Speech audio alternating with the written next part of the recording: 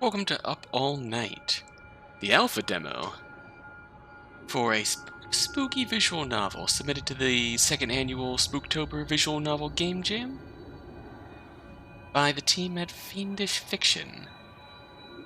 It's interesting because the full release of this game is actually expected mid-October, provided all goes well, aka the time that this video will hit my YouTube channel.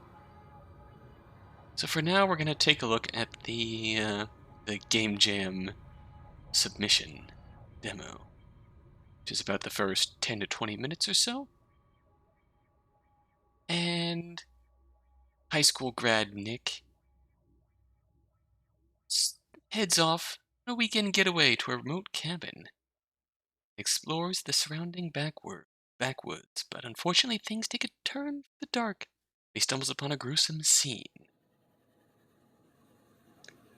Accompanied by some new local acquaintances, he has to uncover the mystery of what haunts the woods and survive it. So we're going to get through some character introductions, most likely, and introducing the mystery, most likely. We're only going to be introduced to it. So, let us begin. It was a long drive, but we made it. You feeling okay, sweetie? Oh, that's not the button. I told you I'm fine. I just want to lie down. You go do whatever. My mom looked out the cabin window and went quiet. She looked disappointed. She was talking nonstop about that mountain village the whole drive up. Look, why don't you go back to that town and look around? I'll unpack and watch a movie or something. She hesitated, and a worried expression crossed her face. Why does she have to keep looking at me like that? It's been 4 months. I don't know, you haven't been alone since...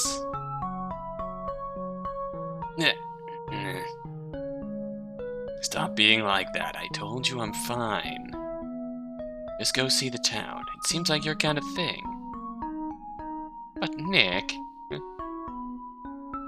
I'm fine, I just want to be alone. Oh. Okay, maybe that wasn't entirely true. I think I really just wanted a break from the absolute pity she kept sending my way. She hesitated, then sighed, the worry shifting to resignation. Good. At least she wasn't pitying me anymore. If you're sure. We're only here for a week. Go have a good time. I ushered her out the door, and after we unloaded all the luggage, she drove off back down the road. Anyway, we're here for a week. One night here isn't gonna hurt. We have 6 days. Good, now I can finally be alone. Like I wanted. Put my stuff away and spent a few hours playing games on my phone. No cell service, though. This sucks. Not like there's anyone I'd want to call anyway. It's starting to get late and my mom still hadn't returned. She called me a few hours ago on the cabin phone. Said to tell me about all the crummy little stores in town. She probably got distracted with all the shopping. Shit, it's getting pretty loud out there. Pulled the curtain aside. That snowstorm. Crap, I hope she wasn't driving back when this hit. The phone! Picked up the receiver. Nick, I'm so sorry. Sounds upset. Did something... What's wrong? Are you hurt? What? No, I was still in town looking around when this huge snowstorm hit. There's an officer here saying the roads are closed, probably until at least tomorrow night. I'm going to have to stay over at the motel tonight. Pretty silly that I left my luggage in the cabin, huh? She laughed, but there was definitely a panicked edge to it. Jeez, you made it sound like you were dying when you called. Look, just get some rest. I'll see you in the morning. My heart was pounding up near the back of my throat. At least she isn't hurt. I can deal with sleeping alone for the night. I just wish she didn't worry so much. All I could think of was her rushing into my hospital room 4 months ago. I never wanted to see her like that again. Really, I'll be fine. Will you really be okay? For a whole night? I told you already, I can handle it. I'm 18. I'm graduated. I'm not a little kid or anything. Just don't drive up until the road is safe. My voice cracked a little. Crap. To keep it together, if she does something stupid and gets hurt rushing back because of me. Okay, I'll wait until it's safe. I'm so sorry, honey. You're stuck out there all alone after I talked to you into coming up here. Never should have taken you on such a long drive. Nick? Sorry, I just tripped over the chair. Wasn't paying attention. Okay, just remember, the medication is in the suitcase if you need. The line went dead. Uh-oh. Mom? You there? Mom? Shit.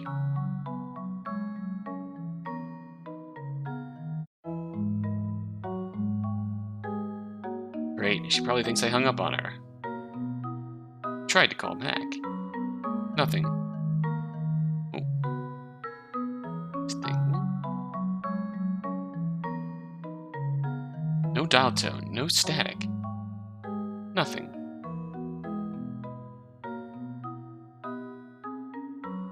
Wasn't this going to be a great trip? The next few hours passed more fitfully than the first few had. Why did you have to pick such a crappy cabin? The phone doesn't even work now. The way it just went dead. I couldn't call for help that day either. My cell phone was laying on the rocky ground in shattered pieces, reduced to a useless hunk of plastic and glass. I tried to use it anyway, but the screen wouldn't even turn on. Calm down, it was just the storm that knocked a pole down or something. I should just be glad the power is on. Anyway, this isn't anything like that time. Oh. That legitimately scared me, wearing headphones. Huh? What the hell? The door.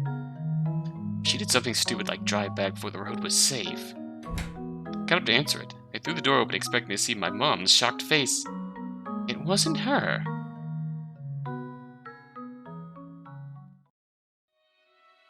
Oh, some guy around my age was standing there, his fist raised up in front of my face like he was about to knock again.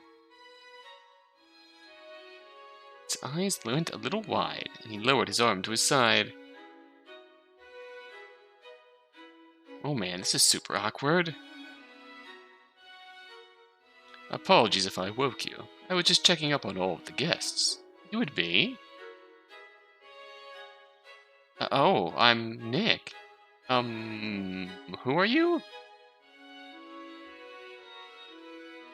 He extended his hand out toward me.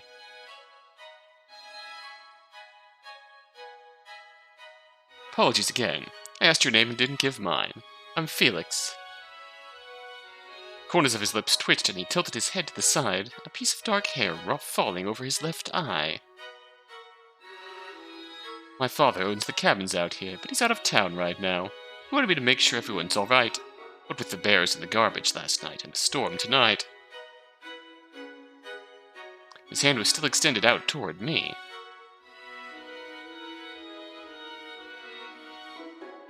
I clearly let's shake his hand. I reached out and shook his hand. His grip was firm and his fingers cold. I wonder why he's come by so late. Must be pretty cold. He doesn't have a jacket. You want to come in and warm up? It's pretty cold out there. You don't mind? I did forget my jacket. Don't know what I was thinking, really. Is there anything you need to make your stay more comfortable? Actually, yeah. The phone went out earlier. Do you want me to take a look? He gestured to the phone on the nightstand. Mom's been stuck in town. She's probably been trying to call. Yeah, come in and take a look. Maybe you can fix it. Moved out of the way so he could come in. He smiled at me as he stepped inside and went to check on the phone. I fiddled with my cell phone, eyeing the empty reception bars. At least I downloaded a couple of offline games, so I have something to do to pass the time. Wish there was reception up here. It's weird having to use one of these old phones. The price of isolation, I suppose. Well, the phone looks fine. Must be something wrong with the line. Probably be out until someone can come up here and do repairs. Well, crap, so much for that. I guess I can't call her back then. Her? Did you come here with her girlfriend? Ah, no, definitely not. It's my mom. She got stuck out in town because of the storm. No girlfriend, then. So you're saying I have a chance? Felix smiled again and raised an eyebrow. We locked eyes and there was a strange intensity in his look. What's with this guy? Why is he asking me something like that? No, I don't. I tried to push Bree's face out of my thoughts and a wave of nausea washed over me. Oh. No, I never actually asked her out. She was never my girlfriend. Brakes shrieked, then went silent as the wheels lost traction and left the road. We were tumbling down the embankment, everything spinning in slow motion. Bree was there, somewhere. The back? Tyler was up front. Oh. I think Bree might have been screaming, but the blood was pounding so loudly in my ears. Wrong? Things wrong. Things went wrong since. Notice his eyes went blank and gray. I felt an arm slip around my waist. Bree? No. No, she was in the back seat. Her hands on my shoulders now, shaking me back and forth. I could hear someone calling from a distance. Nick, what's wrong? My eyes slid back into focus, and I found myself sitting on the couch. Shit, I had a flashback. Thought it was overdose. I was covered with cold sweat, and bile was rising in the back of my throat. My leg was throbbing, and my neck ached. No, don't think about it. I'm fine. I'm going to be fine. Nothing. Just tired. Long drive, you know. I must have fallen asleep on my feet or something. He rubbed at my leg and winced before feigning a yawn. Yes, anyone would be tired after a drive like that. I'll call in a technician once the road is cleared. I stood up, and almost immediately the dizziness hit again. Felix opened the front door. Please leave. I think I might pass out. I've never been under one of those things. Not need this guy to watch that again. Sucks you couldn't fix it, but thanks for trying. Felix turned toward me and gave a shallow bow, finishing it off with a twirl of his hand. His eyes met mine again. It really feels like he's looking into the back of my skull. I shivered, the cold wind blowing over me from the open door. It was good to meet you, Nick. It's lonely up here. Perhaps we can spend more time together once you've settled in. There's something interesting about you. Without waiting for my reply, he slipped out into the moonlit night. In the distance, the thunder of the storm still echoed.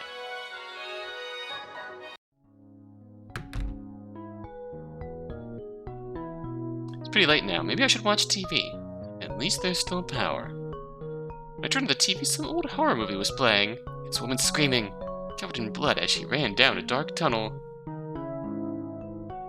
Something was creeping behind her, claws dragging along a stone cavern as it tracked her down. Yeah, no thanks. I'm good. I changed the channel to some late-night infomercial for some weird, fancy blender. Perfect. I couldn't stay awake even if I tried with this boring thing on. I fell asleep to that, to the sounds of chopping and blending on the small set more comforting than the thoughts that would have come floating up in that awful silence. The dreams came anyway. I need to get out of here. I was rolling, my body snapping from side to side as the car crunched down the embankment. Why is this always the start of the dream? It wasn't the start of that night. I could hear the brakes squeal when I slammed them down. But their scream went silent when the tires lost the road. Yeah, that's what happened first. Except I'm still rolling right now. That's not right. Their eyes were on me, gaze worming up my spine. Bree is behind me. Tyler's in the front passenger seat. Don't look, don't look. Instead I stared fixedly at the bloody crimson rivulets dripping down the dash. There were strips of flesh and torn hair pinched in the starburst crack on the windshield where Tyler's head had hit. Why did you do it? He was the driver. Well, I didn't mean to. Why weren't you looking? I'm sorry. Look at me now. I can't. Why didn't you die?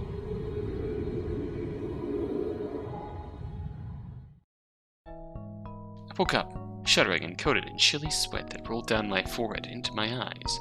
A groan escaped my lips, and I pressed my palms into my closed eyes until I saw stars. I wish I could stop those dreams. Instead, I won't be alone again tonight. It was light outside now, and the TV was still on. Morning news was playing now. Quite the storm we had last night. The pass up to Aspen Lodge has been closed until the city can plow it. Hope you vacationers have a cozy fire and a book because it's going to be at least another night before it's clear. I groaned again. It's not the sort of news I wanted to hear. Not at all. Never mind then. I guess it's another day alone.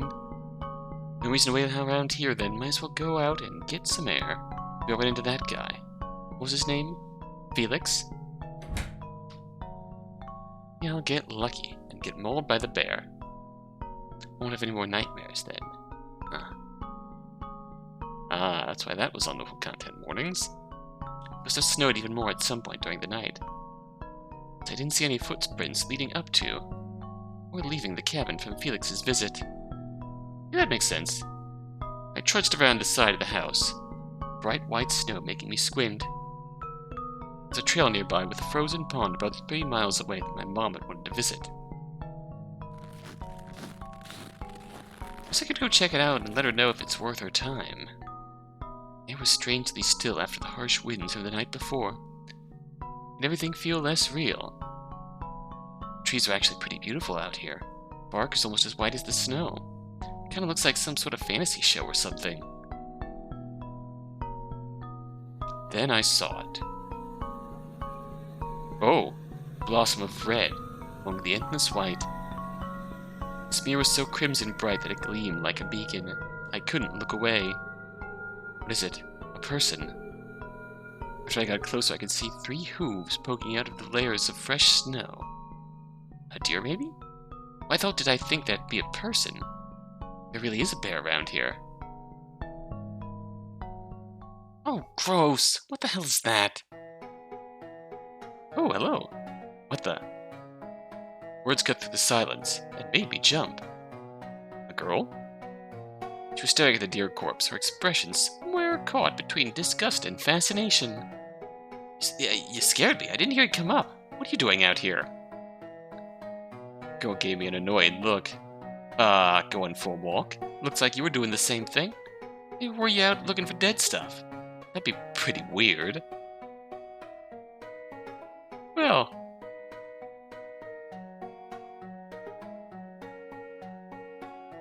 Respond. What the? No, I was not trying to find a dead deer. I meant my face is getting red. Gotta keep it cool. The guy last night told me there was a bear around, so I thought I'd take a look. What's your name anyway? Oh, my name's Grayson. And man, that sounds like something fun. A real live bear, huh? He ate that critter pretty damn good too, didn't he? Yeah, I guess. Ripping something's guts open is, good. I'm Nick, by the way. I cleared my throat. So, you on vacation out here too? I guess you could say that. Being stuck out in the middle of nothing for 3 years counts as a vacation. You wanna look at that deer now? 3 years? Sure, might as well. Nothing else to do up here, right? Found myself grinning, which was weird since I was standing over a deer corpse. You're right about that. What you want to look at first? Well... Brush away the snow. See more red under a lighter coating of snow that uncovered the deer's torso. It had been killed after the heaviest part of the storm had passed, or it would have been more buried. Brush the snow away. There was a deep frozen pool of blood under the deer's exposed stomach. Viscera and organs trailed out into that congealed pool. Blood had overflowed into a second, more shallow indentation in the ground. Ah, looks like a big paw print frozen in blood. Aren't bear paws pretty wide? Looks more like a giant dog print. Nah, that's way too big to be a dog. Gotta be a bear. Poor thing. Wonder if it was still alive when its guts were ripped out. Well, don't you just sound like the life of the party? Jeez. I don't go to parties anymore. She rolled her eyes, hands placed firmly on her hips. Way to be a downer. I ignored her and bent down again to look at the body. Dead? The neck looked as if it had been crushed between a set of powerful jaws. Ugh. Still can't believe you guys drove all the way out here to pick me up. Well, look at me, he's the one who wanted to come get you. Oh no.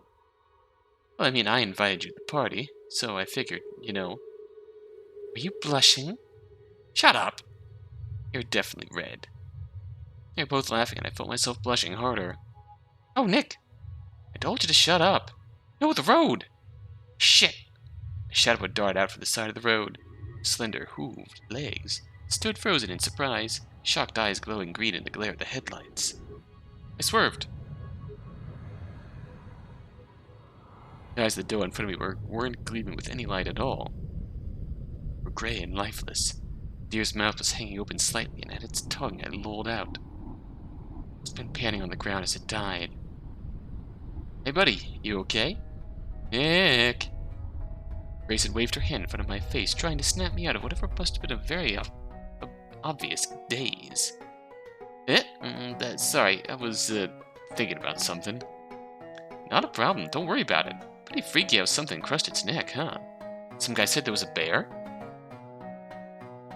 Yeah, some guy came by last night and said something about a bear getting into the garbage. Guess it got into more than that. I gestured grimly at the dead deer. You're in the cabins? Yeah, just over there. I pointed back towards the tip of a cabin roof still visible in the distance. Grayson nodded and peered over at the deer, her eyebrows furrowed in thought. I'm curious if these are just the same. I'm looking at that again. Alright, don't look anymore. No, she's curious, but this is making me feel sick. Hey, I think I've had enough of this. Why don't we do something else? Sure, why not? What you want to do? What do you want to do? What should we do? Maybe I should invite her back to my cabin. No, wait, that's super weird. I just freaking met her. Mason wandered off while I was thinking, then perked up and called back to me. Look, more prints. Want to follow him and see what else that bear got up to? Super intense. Not really. What if there's another dead animal? I don't know if, She came over and grabbed my hand, pulling me over towards the tracks she had found. Oh boy. Alas, here we go.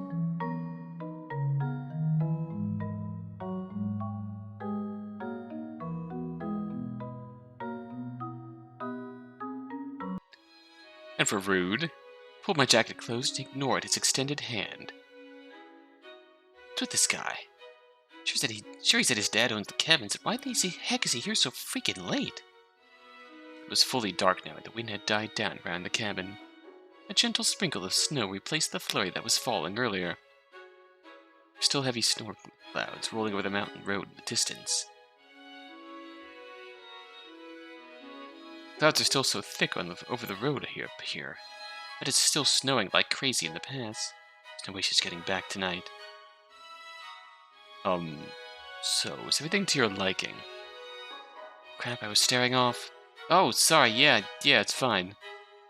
Is there anything you'd need to make your stay more comfortable? Actually, yeah. One went out earlier. That's interesting. If we say this, it's the line outside. Yeah, but I think it's the line outside. You know how to fix something like that? A pinched look flickered across his face. Does he look disappointed? Do you want to come in and hang out or something? I mean, it's not often that I get someone here from my own age. He shrugged and smiled again. No harm in looking, I suppose, but I'll probably need to call a technician. Turned to make his way over to the panel on the side of the cabin, pushing through the calf-high snow the storm had left in its wake. Should probably go check it out with him. He's in dress pants and is still looking at it for me. I zipped up my jacket and followed him to the utility panel. He was examining the wiring when I caught up. He looked pensive, his brow furrowed. Did you hear anything strange when the phone cut out? No, the phone just went dead. It was pretty loud outside, though. Why? Oh. There were gouges that looked like claw marks across the siding of the cabin. The severed wire was hanging below the scratches. Well, I guess that's why it isn't working. Interesting. Felix turned around and grinned, looking me dead in the eyes. He fiddled with a detached wire, twisting it between his fingers. Well, I think I found your problem. Good thing I missed the power box, or you'd be in the dark, too. I think I really do need to catch that bear. What? A bear? Aren't they dangerous? He put his hand on my shoulder, a serene smile on his face. Wish he'd stop looking at me like that. He leaned in, his face so close that my exhaled breath made his hair sway. Only little joke. My father's a good hunter. He will take care of it. Okay. Well, you better get back inside. I'd hate for you to get eaten. I hear some beasts don't care if you're dead before they consume you. That's ominous. I snorted. There's something weirdly funny about the way he said that. Laying on the ground, guts hanging out, knowing I'll die when something eats my insides. I guess I deserve that. Dark humor. Understandable. The cold was making my right leg ache and I rubbed at it absently. I guess there are worse things than being dead. Like having someone die in front of you? I wasn't smiling anymore. Our eyes locked for a moment before I looked away. He was so near to me that I couldn't see anything beside his ice blue eyes. Why do I feel like he knows what I'm thinking? I don't really want to die, but I don't know. Would it be so bad? I don't know. No, I suppose you wouldn't admit to something like that. Have a good night, Nick. See you around. Felix walked past me as he spoke, his breath as cool as the air around me. He walked by so closely that his arm brushed alongside mine. I hurried back inside, not bothering to watch him head back out to the main road.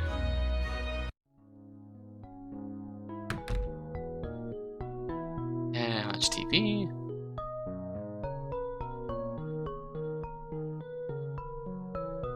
I don't think anything's going to change from here. Now, if we ignore her... I'm so nosy. I do not need to deal with this right now. I ignored her, but bent down to take a closer look. Wow, okay, just trying to be friendly. By the way, I'm Grayson. Not like you asked or nothing. Nick. Wow, go me. Way to sound like a total asshole, man. Well, too late now. I stared back down at the deer, but I was sure the exasperated sigh she gave behind my back also came with an eye roll. Okay, maybe she isn't so bad. Sorry, I'm being an ass. So, you want to check out this deer? She still looked kind of pissed, but then broke out into a grin. Hell yeah! Instead of curiosity, what if you'd say no? I know she's curious, but this is making me feel sick. I think I've had enough of this. Let me do something else. Sure, why not? Oh, okay. We'll just skip over it then. Fair enough. And that's gonna be it for Up All Night for now. It's interesting. It feels like... I guess we didn't get as much of the mystery as I expected. But it feels like the mystery is going to be what's really out there in the woods right now.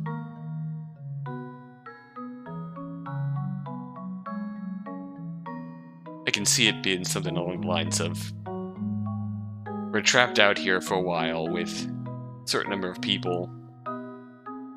Is it actually a bear out there? Or is something worse out there, actively trying to hurt the people out here? But yeah, Interesting premise. Interesting pair of characters here. Obviously, we have the dark clouds still haunting Nick right now, which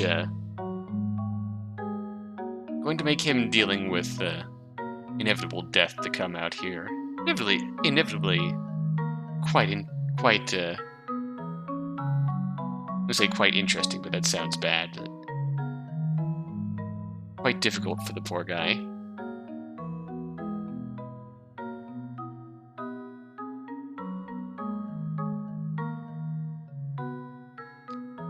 Yeah, and in terms of accident that's your fault,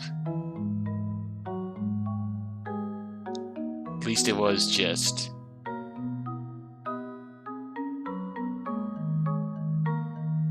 So you could say it's his fault because he looked away for just a moment. But still, a deer jumped on the road out of nowhere, and those deers are stuff like that. If you're driving through the woods, it's dangerous as hell. That's definitely something that would just absolutely haunt you. By far.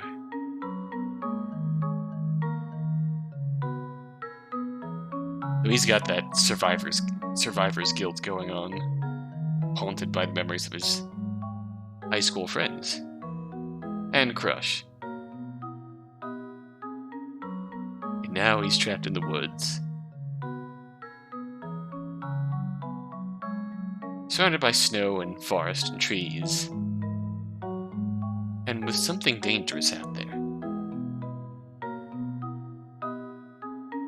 Curious to see how that mystery develops. Like I said, we didn't see much of it so far. But yeah, the only thing gameplay-wise, I feel like the font size could be just a touch bigger. I get having the big text box so you could lay multiple lines in one screen, but I feel like your font size could stand to be just a tad bigger. It seems just a bit small for the size of the text box. That's all. And that it's interesting. It's definitely a teaser, I'd say. That's all I've got for...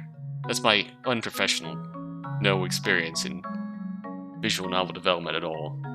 My take. So, yeah, keep your eyes open for the full release, which should be coming soon.